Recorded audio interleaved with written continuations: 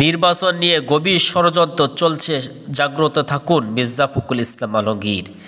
জাতীয় নির্বাচনকে ভিন্ন ক্ষেত্রে পরিচালনা করার গভীর ষড়যন্ত্র চলছে বলে মন্তব্য করেছেন। দেশে শিক্ষা সামাজিক জাগ্রত থাকার আহ্বান জানিয়েছেন বিএনপির মহাসচিব মির্জা ফখরুল ইসলাম আলমগীর।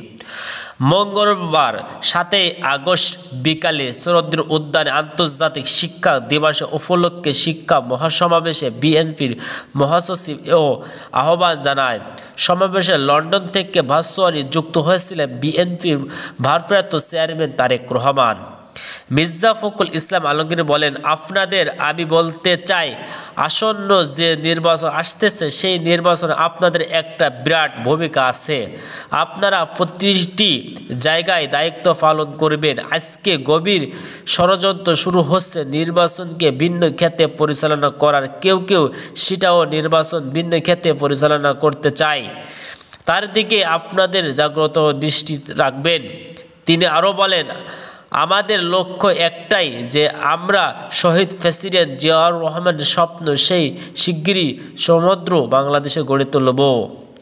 বিএনপি সম্মানিত শিক্ষা কর্মসূচি ঐক্যজোটে উদ্যোগে আন্তর্জাতিক শিক্ষা দিবস উপলক্ষে শরৎদিন উদ্যানে এই শিক্ষা সমাবেশে অনুষ্ঠান হয়।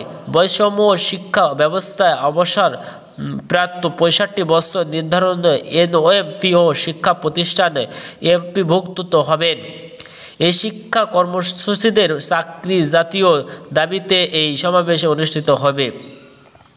শিক্ষকদের দাবি দাওয়া সবকিছু বিএনপি 31 দফা কর্মসূচি আছে উল্লেখ করে বিএনপির মহাসচিব মির্জা ফখরুল ইসলাম আলমগীর বলেন, আমাদের জাতীয় হিসাবে আপনাদের কাছে একটা দাবি আছে, যে দাবিটা হচ্ছে আমরা শিক্ষিত, আপনারা শিক্ষার্থীদের এমনভাবে গড়ে তুলুন যেন তারা সত্যিকারে আদর্শ নাগরিক হতে পারে, নৈতিক মাধ্যমে গড়ে তুলতে পারে।